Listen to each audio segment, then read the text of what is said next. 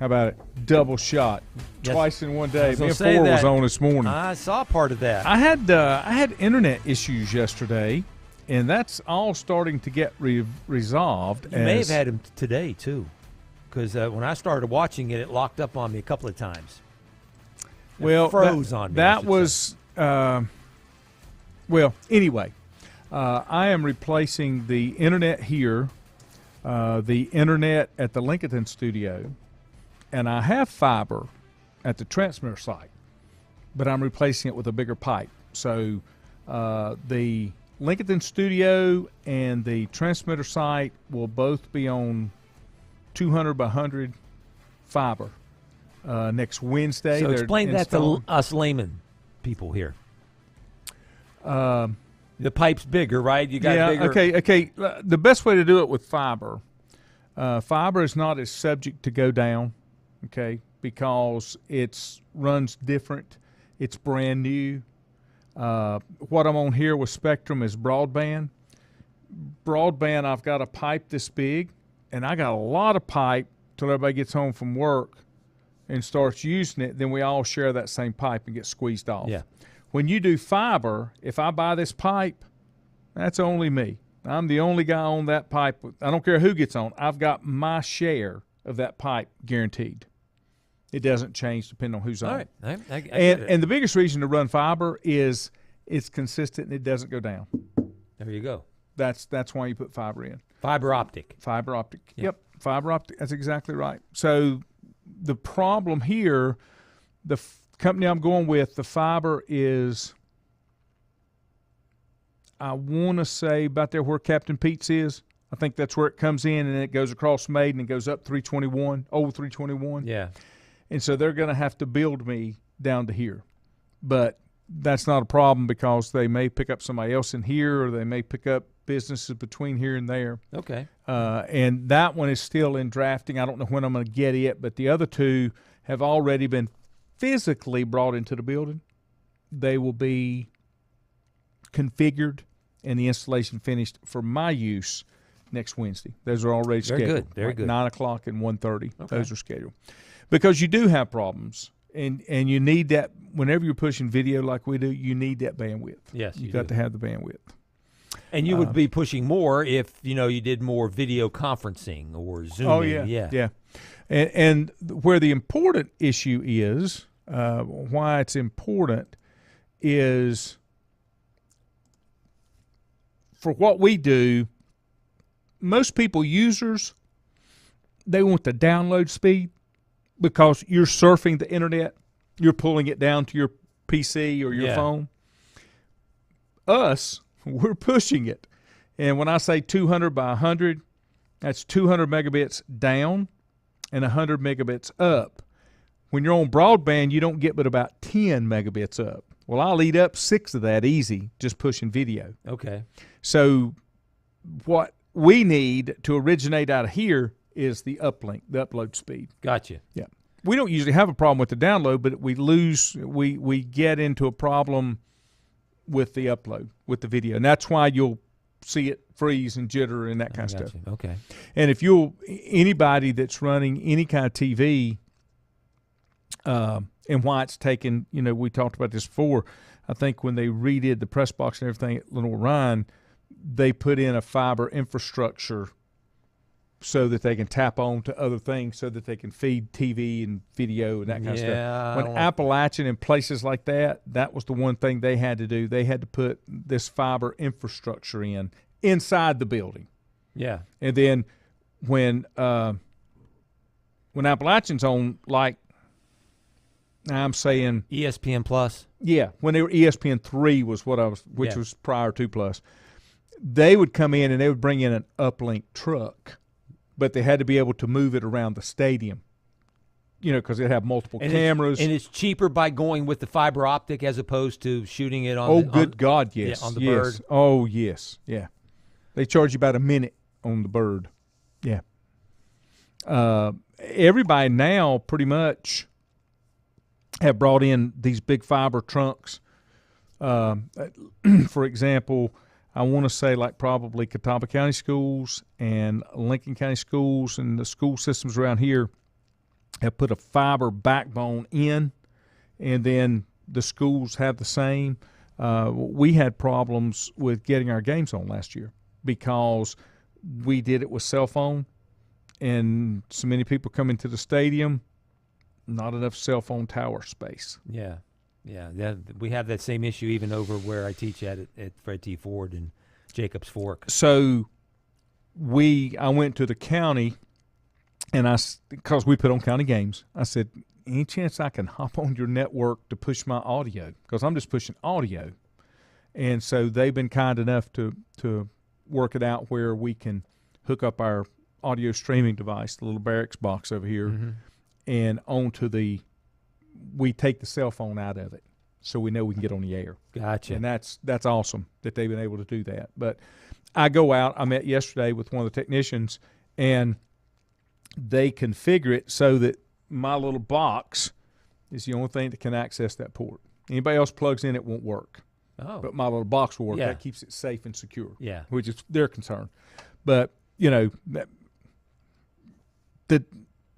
I guess since the pandemic, and a lot of people not working in offices and working at home, you had a lot of issues in rural areas because they weren't counting on people staying there all day and working. Yeah. So it ran out of pipe. And broadband is a shared pipe. There you go. I understand now. Thank you for that explanation. I'm glad I was able to help you with that. You are. I know everybody You should just be a teacher. really, really enjoyed that. Really enjoyed that. I hope you did anyway. Well, what you're saying basically, there's more people now doing what we do, what you do. That's part of it, yeah. Yeah. And people just working at home. Yeah. Yeah, that's the other side of it. I saw the other day where Zoom is now asking its employees to come on back in the office. Zoom of all places. See, I didn't think at least 3 days a week. My projection was once people started working from home, the big companies would say, why am I paying $150,000 a month for this big office space? I've been able to accomplish the same thing with people working from home. I don't need all this real estate. I don't need all this brick and mortar. And the real estate's going up in the big cities like this, right? So you put people out working from home, and you don't have to do that. Maybe they're not being productive while they're working at home. Well, you'd be surprised how many people do. Oh, I'm not surprised that they work at home. I'm not so sure about how productive a lot of them are. Depends on the job. It always does. And depends on what they've got to do. If you're a call center support person, spend a lot of time on the phone, that kind of thing, or chat, you can be just as productive, and they can monitor all that. Yeah. That's the other side of it. And I'd be willing to bet you they ain't reimbursing the employees for their internet at the house. No. And you can, and I saw a story today where there are school systems in 28 states or 38 states that are going 4 day school days or 4 days work weeks now. I have said that forever. But the fifth day it's a remote day. So teachers who want to get up and check their email and go remote in their pajamas and talk to their kids, chat with the kids online can do that for 4 days a week. 1 day out of the 4. 1 day out of the 5. 1 day out of the 5. The other 4 days you're at school. If you look at it, and I'm sorry, we're politicizing right here. You're saving 20% on resources if you don't come in. Heating, cooling, buses, gas. Sure. All that stuff. Sure. The reason we don't, and this is sad, people don't have child care. Yeah, that's true. And how many kids come to school to get at least one square meal a day? Yeah, I won't call it square meal, but they get one hot meal. You know you're going to get a meal. Yeah, one hot meal. Yeah, but you know what I'm saying? Yeah. And that's been the reason. I've always wondered why didn't you do 4 days? Each and every year there are more and more kids that 6 hours at school is the best part of their day. Yes, I understand. And I've been out of education in that arena almost 30 years. Wow. From the high school years. Time flies. Yeah. And so 28 years, and it was bad then. Yeah. I mean, it was bad then, so I can imagine what it is. We've got the athletic director from ECU is going to join us. Yeah, John Gilbert. 6:15. John Gilbert, who's played his college football at LR And they have a large connection of people that either have played or coached. in Well, you LR. go back to Mike Houston,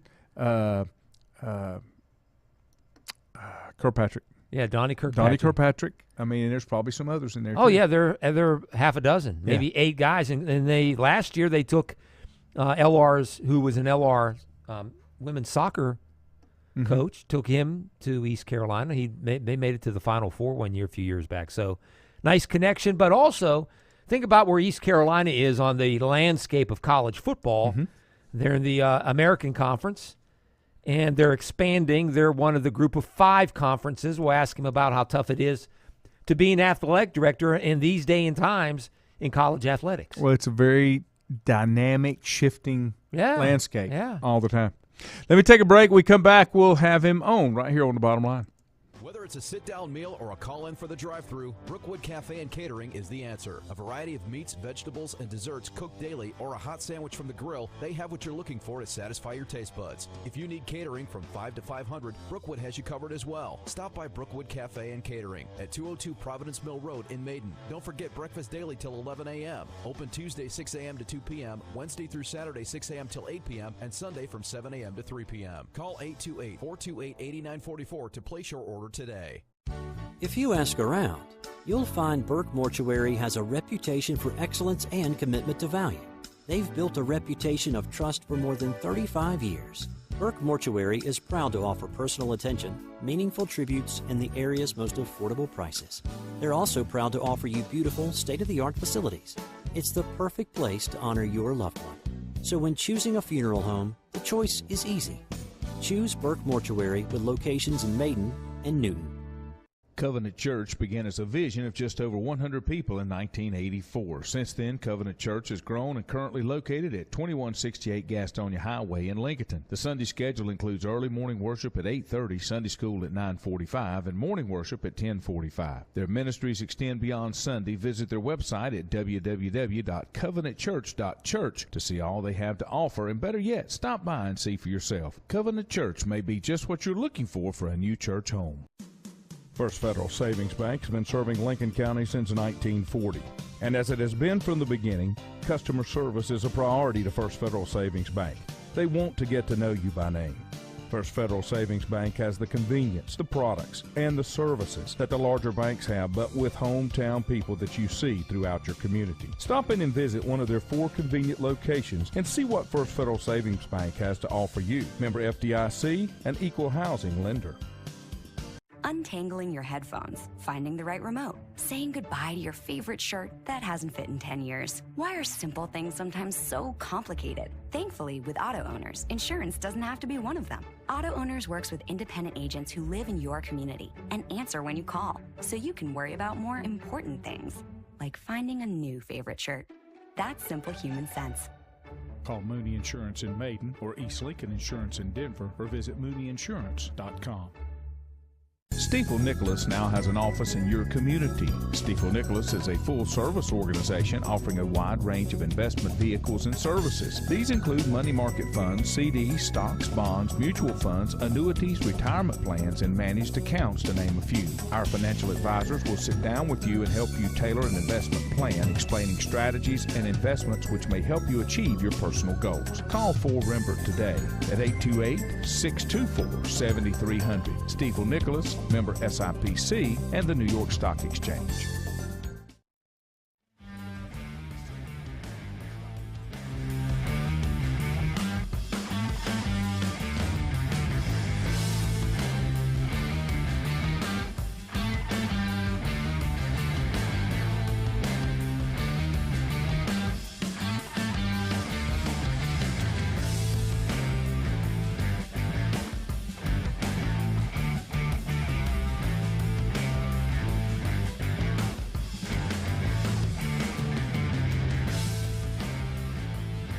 And welcome back. Glad to have you here on a Wednesday night. Kind of unusual, and I guess the most unusual thing, Juju, for me is looking at the temperature, and I'm assuming it's pretty close. It's not about 75, 80 degrees outside. I hadn't been out all afternoon. It's over. I think it's over 80. Is it? Yeah, okay. it's in the That's low 80s. still nice. Yeah, a little bit cooler than normal. Yeah, Monday was ugly, and I bring that up because our next guest is in Greenville, North Carolina. John Gilbert, athletic director at ECU, and besides Fayetteville and maybe Columbia, South Carolina, I would say that Greenville, North Carolina is one of the hottest spaces you can go to, isn't it, John?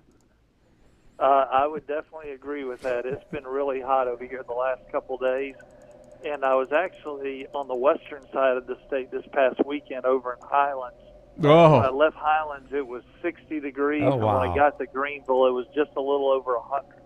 Yeah, it's a big difference when you start talking about the eastern and the western ends. And I've never been to Greenville. My oldest daughter, actually graduated from Chapel Hill and went to ECU and got her master's in education because at Chapel Hill she was an English major. You could not get a secondary degree to teach. You have to get a master's. They don't offer secondary teaching degrees. You have to get it in your discipline, I guess. Mm-hmm. And she went to ECU, and of course, one of the guys that does shows with me here played some baseball down there for Rembert at ECU. But appreciate you taking the time to join us. I'm going to ask you one question. This has to be kind of a wild time to be an athletic director with all the moving and shifting of the landscape and nobody really knowing what the next day is going to bring. Well, it's a great point, and I think if you look over the last 48 months in intercollegiate athletics, there's been more change and chaos in those 48 months than probably the last 25, 30 years.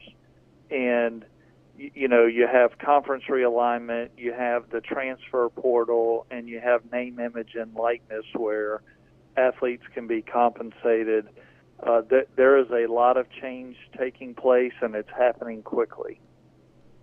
You know, the other thing that I guess kind of that I'm seeing more of now, the athletes seem to be bothered with how expansive these conferences are becoming because of all the travel that's going to be involved. You know, when you think about football and you maybe have 6 trips a year that you're away in a regular season, but when you think about golf and volleyball and track and wrestling and all of the other sports, there's a lot of travel that's going to take kids out of the classroom.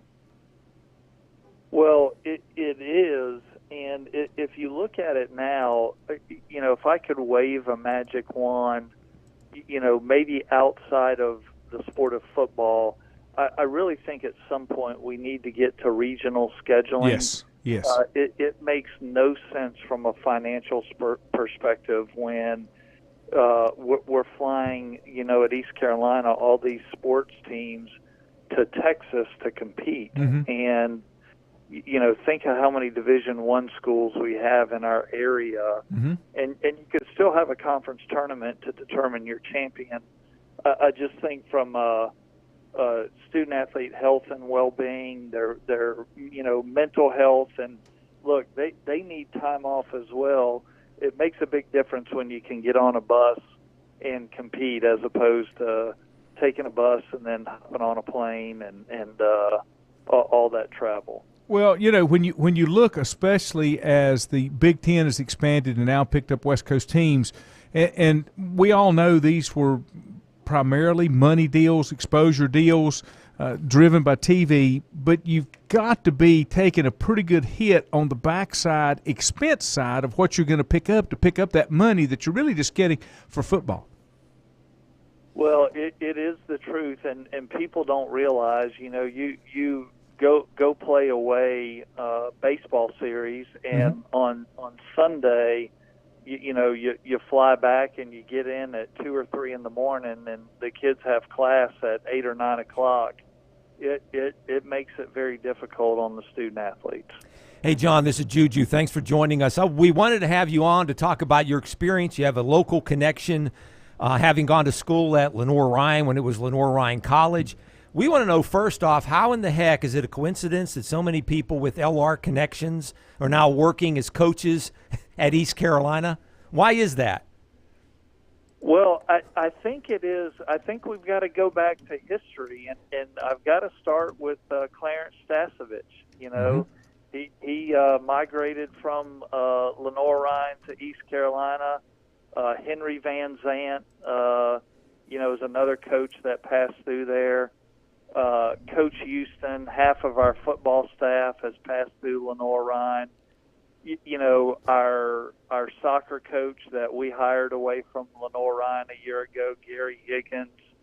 There are just so many similarities between the two schools, and I just think from a tradition standpoint, there really ought to be a story about it, to tell you the truth. If you look at the number of people in our building that have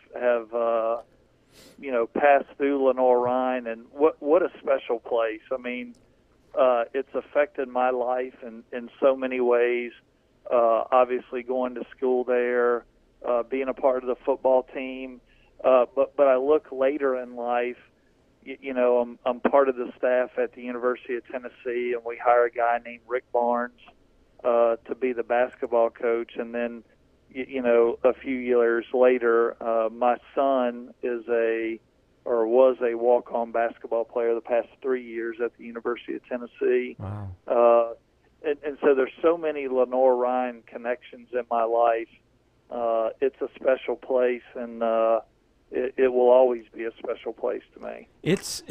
Can you imagine? It's been 35 years when you played on a South Atlantic Conference championship team back in 1988. One of your teammates, tight end Rex Harrison, is going in the LR Hall of Fame. What are your thoughts about that team? Not only a lot of talent on that team, but a lot of those guys, some of those guys are still coaching, and the guys that played on the team are also into the college football coaching profession. What are some of your memories of being a part of that championship team 35 years ago? Well, I remember so many things about my time there and about that team. And, some of the individuals have already gone in the Hall of Fame, and Tommy Laurendine, and I believe Scott Walker is in as well. Mm-hmm. And I'm probably missing a few. Rex certainly was a huge part of that team offensively. If you look at the skill people that we had, really remarkable. And I talk to those guys. We stay in pretty good communication. Reggie Lucas, who was also on that team, obviously is an ultra successful high school coach at Wake Forest High. And a lot of other people in the profession. I remember so many things. I remember winning close games. We were down at Presbyterian, and I remember Marcus Wall intercepting a ball late and, taking it to the house for a touchdown to win the game. And just a special group of people, and certainly excited for Rex Harrison and his time to be going into the Hall of Fame. Let me ask you about East Carolina right now, and Lanny touched on it early on about the conference that you guys are in. Are you guys thinking about expansion? Is that part of it, or do you find that some of East Carolina's sports fans are feeling a little antsy because there's so much talk about expansion? And where are you guys in terms of what kind of athletic program, how stable is ECU's program right now, overall athletic excellence? Well, I think if you look at the landscape of realignment in general, if you're not in a Power 5 league, everybody is looking to live in a different neighborhood in order to get to that Power 5. But I would say this. We are in a really good spot at East Carolina. We're in the American Athletic. If you look at our TV partner, which is ESPN, and the way that our games are seen and distributed, plus the conference financial distribution, we have, among the group of 5 conferences, we have the largest payout. Mm-hmm. And so I feel really good about where we are and what we're getting.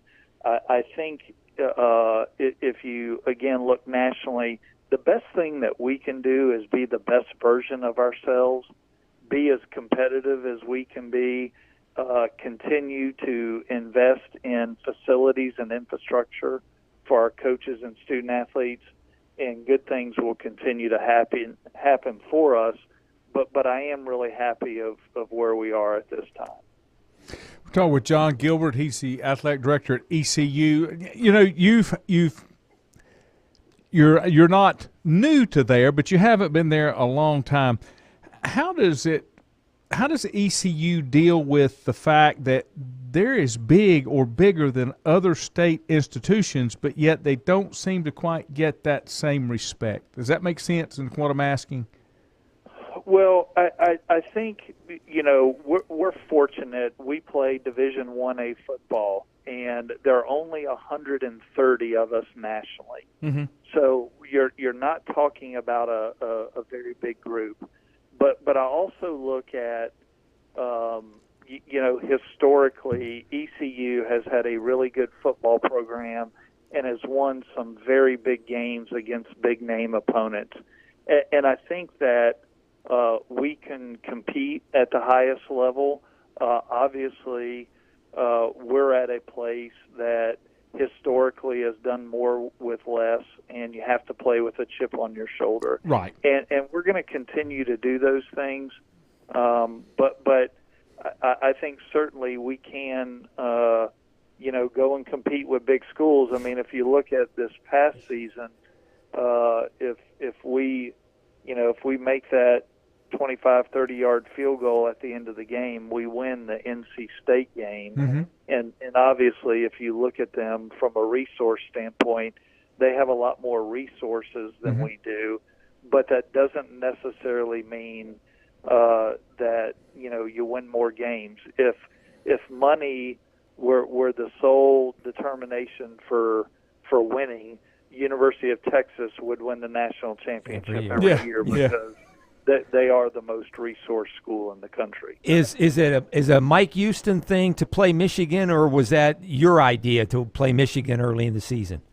Well, it was mine, and you know, part of those things, you know, you have to do from time to time. I don't like to do a lot of these type games, but certainly it comes with a huge payday. They're going to pay us $1.8 million to play the game, and you know, 4 years ago when I first got here, it sounded like a good idea because we needed the money. And as you get closer to the game, you get a little bit of buyer's remorse in that, you know, we're going to go into the game with a new quarterback. But I feel really good. Mike Houston's a good football coach. I like our team. We've got a very competitive schedule. You know, we come home from Michigan and we host Marshall.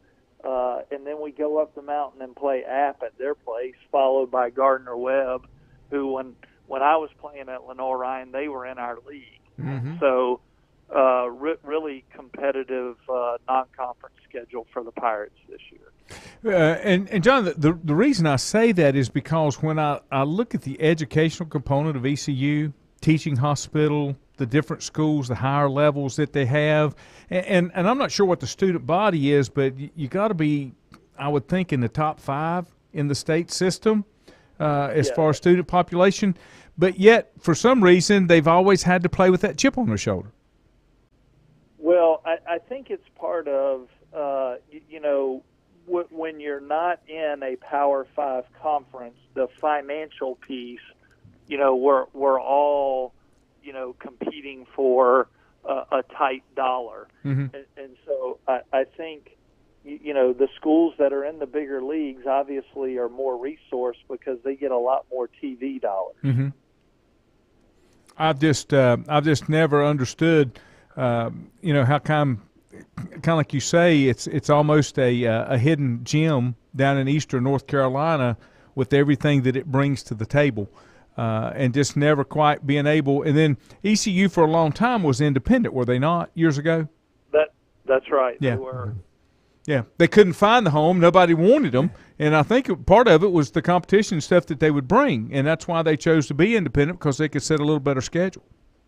That's right. They were able to play a little more competitive schedule and build some games. And, you know, that certainly has evolved. But we're happy with the conference we're in. We've got, you know, UNC Charlotte added to the conference, along with, you know, some schools from Texas, and then a in basketball, we've got Florida Atlantic that's just coming off a Final Four run. So we're going to have some competitive teams to deal with. What do you think it takes, one final question, what do you think it takes to get to when does the reality set in that, hey, we can do football completely separate and schedule how we want to and come up with conferences there, and all of our other sports need to be regional? And I've even said to the point that basketball's gotten to the point with March Madness that I'm not so sure how much conference even moves the needle there, because everybody's waiting to see what happens when you get there and then how they pick it through RPI and all those type things to get into the tournament. But how long before the realization sets in that, hey, we've got to do something and kind of back up and rethink what we're doing with all this shuffling and realignment? You know, I think it will take the larger conferences to get on board with that. And, you know, we're probably not too far away from that. Mm-hmm. But the reality is even, you know, the North Carolina and the North Carolina states of the world, you know, they're flying their volleyball team to, you know, Miami, Florida to compete, and as far north as Boston College and Syracuse. And they don't have, you know, those teams don't bring in any revenue, so you're funding them from different areas. Mm-hmm. I think at some point it will affect them, and then they'll get serious about regional scheduling. Gotcha. And that's, you know, just like the money drives it to get into these big wide open conferences, the money's going to drive it to figure out, hey, we can't do this for all the sports. And then like I say, I'm surprised that Title IX hasn't come up a lot too, especially if they start to do some cuts. Yeah, that's exactly right. I appreciate y'all having me on, and I can say this unequivocally: go Bears and go Pirates. Thank you, John. We appreciate Thanks, it. Best John. of luck to the Pirates. We appreciate you being on with us. Give all those guys our best, okay? I will. Thank you. Thank you, sir. John. Appreciate it. Uh-huh. You know, that, and he's right, and he's a guy that's in a situation, I don't know, ECU's probably got, 35,000 students? They got a teaching hospital. Don't they have dental? I mean, they've got so much from an academic standpoint. I never can figure it out, except I don't think Carolina State won the competition from another school down east. I think NC State and East Carolina are 1 and 2 in terms of student enrollment. We'll look that up during the break. So. Let me take a break, and then we'll look that up, and I'll let you know when we come back. Back in a moment. Whether it's a sit-down meal or a call-in for the drive-thru, Brookwood Cafe and Catering is the answer. A variety of meats, vegetables, and desserts cooked daily, or a hot sandwich from the grill, they have what you're looking for to satisfy your taste buds. If you need catering from 5 to 500, Brookwood has you covered as well. Stop by Brookwood Cafe and Catering at 202 Providence Mill Road in Maiden. Don't forget breakfast daily till 11 a.m. Open Tuesday 6 a.m. to 2 p.m., Wednesday through Saturday 6 a.m. till 8 p.m., and Sunday from 7 a.m. to 3 p.m. Call 828-428-8944 to place your order today. If you ask around, you'll find Burke Mortuary has a reputation for excellence and commitment to value. They've built a reputation of trust for more than 35 years. Burke Mortuary is proud to offer personal attention, meaningful tributes, and the area's most affordable prices. They're also proud to offer you beautiful, state-of-the-art facilities. It's the perfect place to honor your loved one. So when choosing a funeral home, the choice is easy. Choose Burke Mortuary with locations in Maiden and Newton.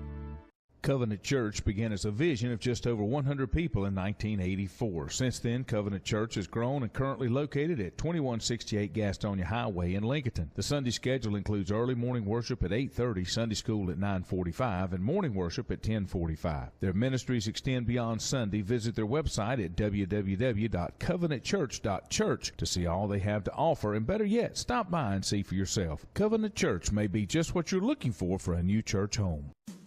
First Federal Savings Bank has been serving Lincoln County since 1940. And as it has been from the beginning, customer service is a priority to First Federal Savings Bank. They want to get to know you by name. First Federal Savings Bank has the convenience, the products, and the services that the larger banks have, but with hometown people that you see throughout your community. Stop in and visit one of their 4 convenient locations and see what First Federal Savings Bank has to offer you. Member FDIC, an equal housing lender. Untangling your headphones, finding the right remote, saying goodbye to your favorite shirt that hasn't fit in 10 years. Why are simple things sometimes so complicated? Thankfully, with auto owners, insurance doesn't have to be one of them. Auto Owners works with independent agents who live in your community and answer when you call, so you can worry about more important things, like finding a new favorite shirt. That's simple human sense. Call Mooney Insurance in Maiden or East Lincoln Insurance in Denver or visit MooneyInsurance.com. Stifel Nicholas now has an office in your community. Stifel Nicholas is a full-service organization offering a wide range of investment vehicles and services. These include money market funds, CDs, stocks, bonds, mutual funds, annuities, retirement plans, and managed accounts, to name a few. Our financial advisors will sit down with you and help you tailor an investment plan, explaining strategies and investments which may help you achieve your personal goals. Call 4Rembert today at 828-624-7300. Stifel Nicholas, member SIPC, and the New York Stock Exchange.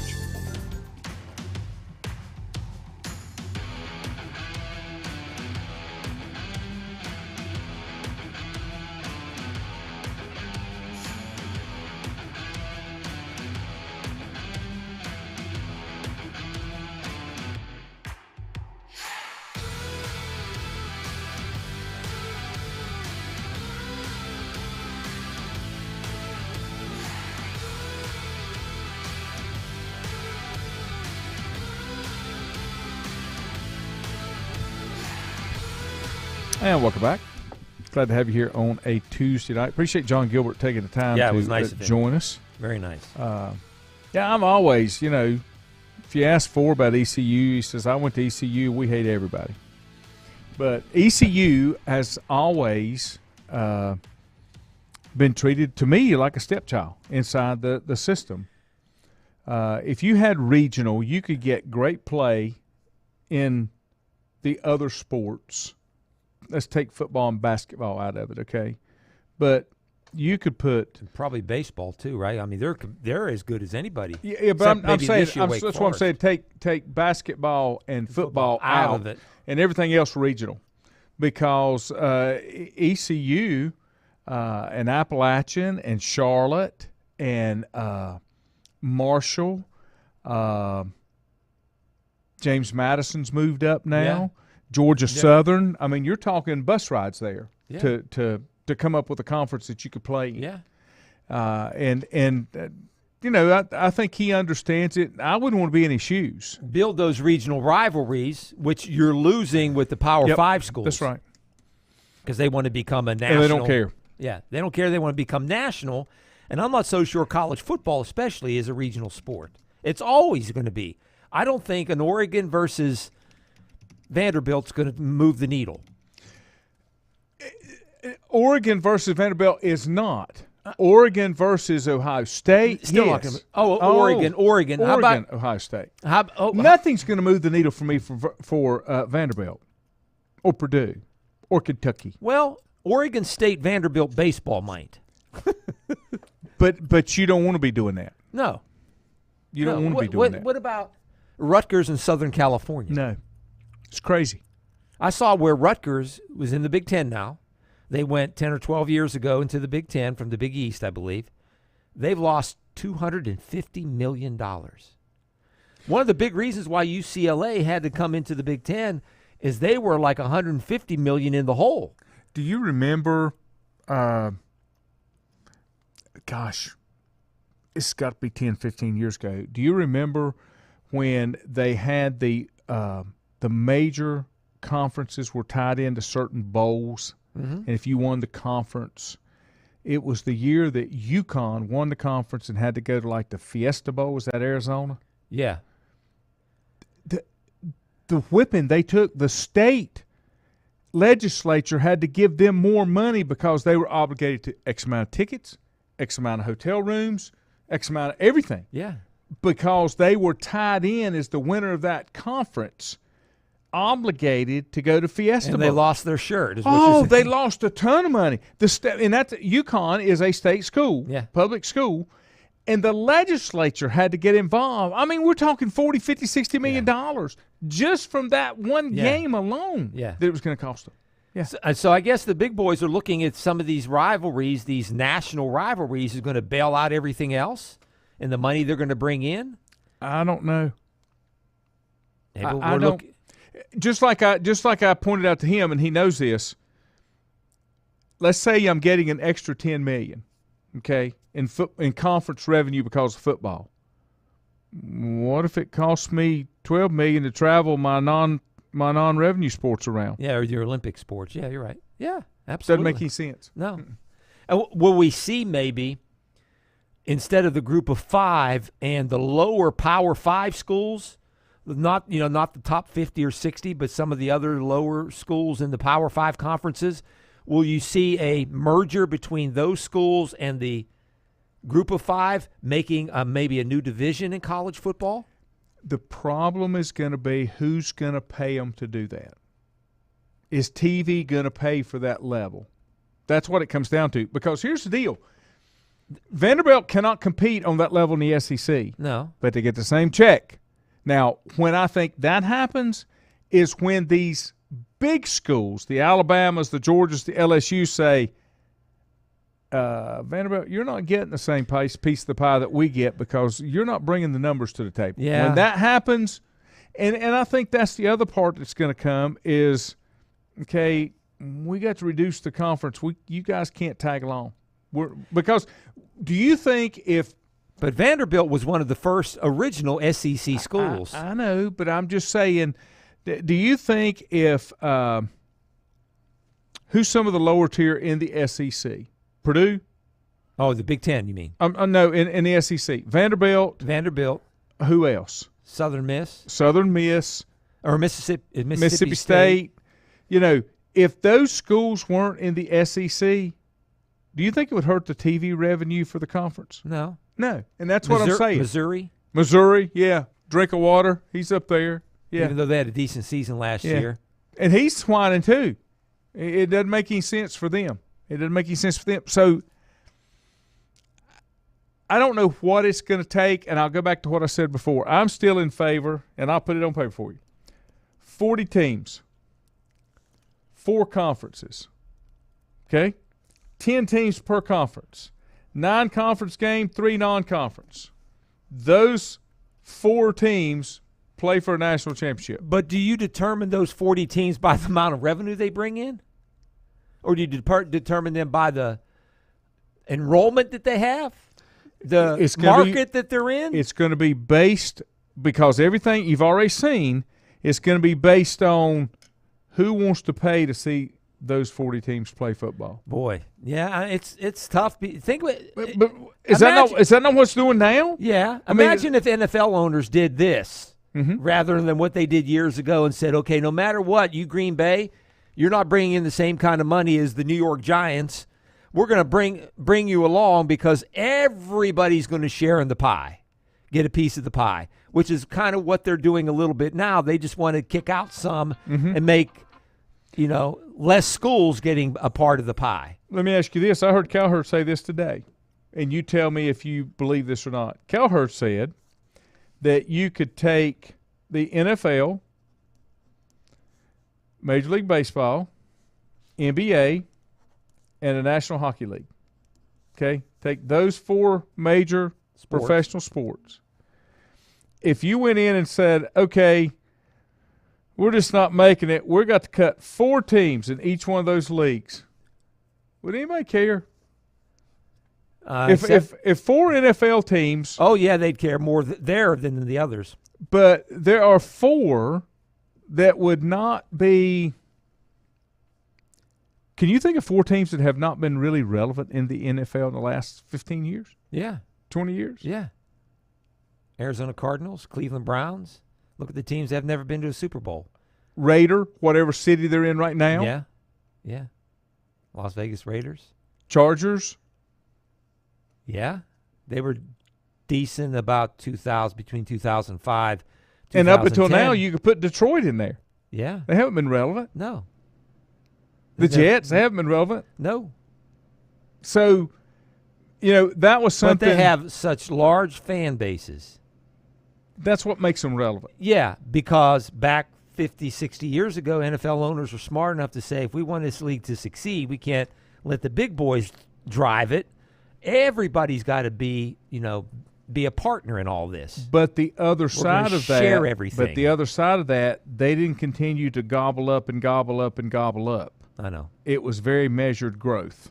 It was measured growth, and they were a monopoly. Yeah. Right. So they could College do that. football's a monopoly. But it's kind. Well, not really, because you got 700 choices. You got 700 schools playing college football. Not that's going to win a national championship. Not if you want to play for a national championship. No, I agree there. Just like I said here, go back to my 4 conferences, 10 conference, 9 non-conference, 9 conference, 3 non-conference. I bet you, you'll struggle to come up with 40 teams that you realistically feel like could compete for a national championship year in, year out. Well, those 40 you're going to struggle to find the 12 that's going into playoffs. Well, those that really have a legitimate shot. Well, those 40 teams all share the same revenue. Yes. Then that'll change. It'll be more equal. That's what I'm saying. You're saying that, say, the 40th team, they're out of school. Wisconsin. Yeah. And Alabama's number 1, right? Alabama will get the same check. Yes. That Wisconsin gets, or vice versa. Yes. Okay. Yeah. Because the other side of that is, right now, when TV's buying conferences, they're buying, how do I put this? They're buying the cutest girl in the room, and they're taking the ugly ones with them because that's the way it's set up right now. Okay. Because that's why they picked Southern Cal and UCLA. That was the prettiest girls that was out there left, so we're going to take them. So UCLA or USC is going to get the same amount of money that Notre Dame has.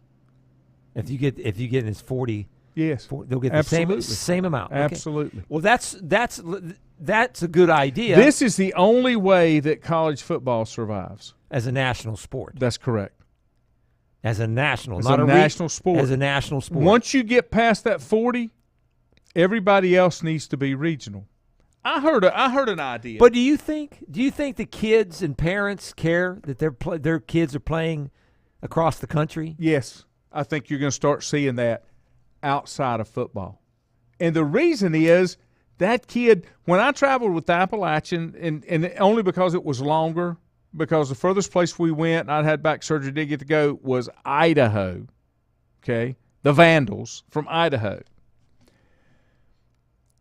Even that game, you're back home 2, 3, 4 o'clock in the morning at the latest on a football game on a Sunday morning. You got all day Sunday to recuperate, a good night in your bed on Sunday night before you go back to school on Monday. What if you're a parent, you want to go see your kid play?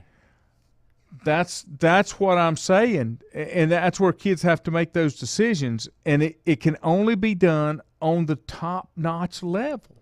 And you know that going in. Mm-hmm. And there's a lot of kids that don't need to be at those 40 schools. But here's the other thing you come into. This is the other. You're making a professional model out of this. It is a professional model. They get NIL. It's semi-professional. The third team left tackle's not making what the first team quarterback's making. Let me ask you this. Who's furnishing the talent to the NFL? Oh yeah, do they have minor league baseball, minor league football? Yeah, nope. But they're not. Nope. It's right here. It's called college football. College football. I don't like it because there's such a – that's their labor market. That's where they're getting their labor from. There's such a vast difference between – John said it, 130 schools in the Division 1A. Yeah, FBS. Okay, 130 schools. There's a lot of difference from 130 and number 1. Oh, yeah. And it starts with the revenue that they generate. Alabama's number 1. They're generating hundreds. I'm just talking about just talent, competition talent.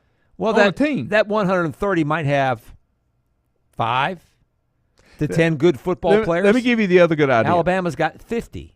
Chad said the quarterback for LSU, his NIL worth was $585,000 as of this week. Okay. And what if he has a bad year? Do they just get rid of him? Well, it depends on what his contract says. Chad wants to know, let me ask you an LR question before I tell you my other thing. What's the LR quarterback spot look like? Chad wants to know. Same guy that started last year will be Sean White. He will be his first full season as a starter. He took over, I think, game 2 last year. Okay.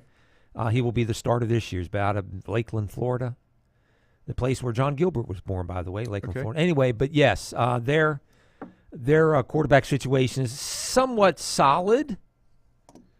So he'll be a first. What first kind year, of offense are we looking at? Spread, I formation kind of thing. One running back, a couple of tight ends.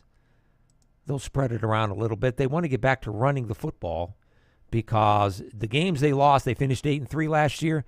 The games they lost, they could not run the ball when the game was on the line. They could not close out wins 2 of their 3 losses. The game they lost to Ferris State, they weren't really in that game. Ferris State was head and shoulders. But Newberry and Wingate, they were in that game in the fourth quarter and the second half, and they couldn't close it out because they couldn't run the football. So one change in college football this year is they have a running clock. I like that a lot. So you get a first down. They don't stop the clock while the chain gang moves. They just keep it going, just like in the NFL. Okay. So that'll lend, I think, to shortening the game. So best way to shorten the game is to run the football, control it. And I think you're going to see LR do more of that. And that's been their MO. If you go back in their history, like you heard John say earlier, you go back into the 50s and 60s, they ran with the single wing. Then the wishbone happened 10 years ago. And they were one of the best, if not the best, running football team in all of America. So I think that's part of their DNA. If they go back to that, maybe they'll have a chance to win some of these closer games. All right, now let me give you the thing that I heard that it was a good idea, and I do not have the details on how I'd make this work. Okay? Someone had suggested that in college football, you asked me, how do we come up with these 40? Yeah. The revenue they generate, the school size, how do we get analytics involved? How do we? No, here's how they do it. This is how you do it. No, this is how you do it. Just because you're in that top 40 this year, we're going to go to the model of the doesn't mean you're going to be in the top 40 next year. If you had I'm just using RPI. If your RPI ranking was 40 last year, and after this season your RPI ranking is 65, you're going back in the other tier. So that the top performing schools are always in that top tier. Now, and how to stay as a top performing school, you keep pumping money in, right? Well, I mean, it's based on that. I don't like the college football playoff committee because it's still an eyeball test.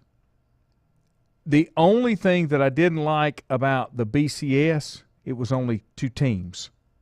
I personally like the BCS model of how it picked things. There were a lot of analytics in there. Yeah. Common opponents, all these different things. You think they'll do that a little bit more when they go to 12 teams next year or the year after? I think the conference, the committee needs to go. Well, they're not. Give me the top 12 teams. Give me the top 12 teams in the analytics, and let's go play.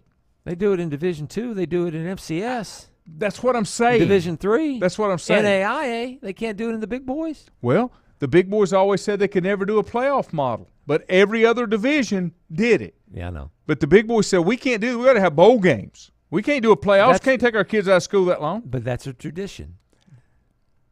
They're getting rid of tradition. What have I told you? I don't care that this is the way we've always done it. Is it the best thing for everybody involved? I want the best product on the field. I want the best environment for the kids. Yeah. I'm okay with tradition, but I'm not in for tradition just for the sake of having tradition. So homecoming's a tradition. You're going to throw out homecoming? Yeah, you can still have homecoming. That doesn't have anything with the outcome of the game. Doesn't have anything to do with competing for a national championship. But when you have a traditional rival that you play for homecoming every year. Okay.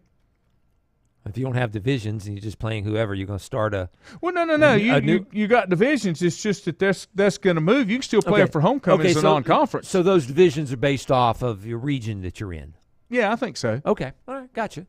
I agree. There are ways to do this to make it make sense. You could have if you pick those 40 teams, you could get pretty close to having them in some maybe a little bit of a stretch of a region. Yeah. But you could still come up with it. I mean, your top teams are going to be, if you pick them by area, UCLA, USC, Washington, Oregon, Texas, Texas A&M, Oklahoma, Nebraska. I still say Nebraska's in there. Yeah, because Matt Rule's Oklahoma there. State. Yeah, he's great. He's awesome.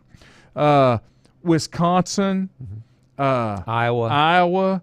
Ohio State, Michigan State, Penn State's in there. Notre Dame's in there, Tennessee, Carolina State, Georgia Tech should be in there, Clemson, South Carolina, Florida State. I'm going through my head now trying the trying regions, to right? Yeah, Miami. I mean, you know Miami. You've kind of. I know that I've come up with at least 25 or 30 just from that. And then you got to look a little bit closer and see who else you can pick up. But, you know, the problem is the little guys that have always been a part of it, pardon my French, sucking high and you know what. But I want my piece. I want my share. You know, Duke and Wake Forest don't need to be in a Power 5 football conference. They can't go play Alabamas and Ohio States and Notre Dames and Penn States. Not week to week, but occasionally they can play a team. But what I'm saying, they can't compete on that level. I don't think there are that many that could, even week to week. You think Georgia can do week to week? They don't have a very tough schedule if you look at Georgia. I understand, but they'll come closer than anybody else. I know. I'm just kidding, but you're right. You're right. Again, there are only so many 5-star, 4-star players out there to get. So all these schools, now, you got to develop the players. The other thing that happens, and I'll credit this one to David Keever. Keever says when you go to 12 teams in the playoffs, you're going to have a little better distribution of athletes because now there's 12 opportunities if they want to go compete for a national championship, not just 4.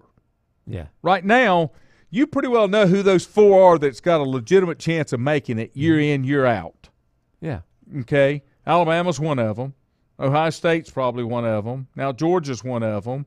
And the 4th one's up for grabs. Clemson. But you TCU, see what I'm saying. Yeah. But if it's 12 of them, then you get a little better talent distribution. And I've got to agree with that. Okay, so what if you said, okay, we're going to do that 40 team.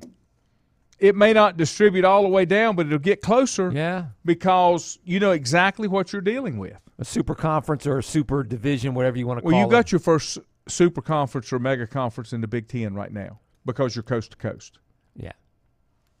Is it good or bad? I don't know. We'll find out. I think it's good for football. I think it's terrible for everything else. I don't think it comes close. It doesn't meet the needs of the students. Unless they fix Nobody the took schedule. the students into consideration. No. Or their families or their parents. That's or anything, correct. or that. That's correct. Yes. Can you imagine UCLA going to play Madison, Wisconsin in mid-December? Who? UCLA going to play Wisconsin in early or mid-December. How about going to the Big House in early December? Yeah. Or Happy Valley in early December? Yeah. Whiteout. Steven said, I'd go down as low as 25. I'm just trying to kind of keep it real. David and I did this exercise, but we went with 48 and struggled to get 48 that we thought could really compete. Well, compete and bring in revenue, right? There can be some schools that can bring in revenue, but they're not going to compete necessarily. Needs to be about competition. What happens if you have a team that's can compete but doesn't bring in the revenue because they're not in the big market? What comes to mind? Can you think of one off the top of your head? Auburn's not in a big market. No. And they're right there next to Alabama. Could they compete for that? Hey, Tuscaloosa is not in a big market. If it comes down to that, Alabama. But they're bringing in the revenue. There has to be USC's in a big market. They're the second largest market in the country. There has to be some metrics. Yeah, you're right. There has to be some metrics that go along with it. Yeah. But I'm just saying you've got to take into consideration the competition of being able to play. Now, what's so bad is Georgia Tech has gotten so bad and Virginia Tech has gotten so bad. Who would have thought that Virginia Tech would be picked in the bottom 3 of the ACC? Mm-hmm. Yep. So do you let them keep tagging along or do you make them rebuild their program and get back into this division? It's what I asked John Gilbert earlier. Do you see or foresee another division? Oh, I do. Yes. The lower part of the FBS and but here's the group of 5. Here, I'll end it with this, okay? The new division has nothing to do with the NCAA. That's where the new division comes from. The new division comes from the school presidents saying, hey, we need to look out after each other. We need to have a commissioner, a controlling body that's going to negotiate on all of us, our behalf, so that if somebody comes poaching, we don't get left out. Now, you got to be pretty gutsy to say you can't come. I know you've always been there, but you can't come. Yeah. I don't know if that'll happen. But somewhere you got to do what's best for everybody. Right now, we're making decisions and we're making financial decisions regarding college football that's affecting every other athlete at that school. And that's where it's wrong. Yeah. Yeah, you're right. That's where it's wrong. That's where you're losing the message, I think. Steven said State is preseason top 25, but can they seriously make the top 4 or 25? In my opinion, no way, but that's why they play the game. Steven, I've never understood the preseason poll of top 25. You have no idea. People are getting ranked in the top 25 based on their history and tradition, to use your word. Yeah, they are. I don't think some of them look at the analytics and see how many I players understand. they have coming back, their schedule. But that's the reason. That's the reason it is so late in the season before you start talking about the possible playoff teams. Yeah. Because they want to see a little body of work before we go out there and pick somebody. Agreed. And that's where it's got to be. All right, we're out of time. We're past time. It's over. Have a great one.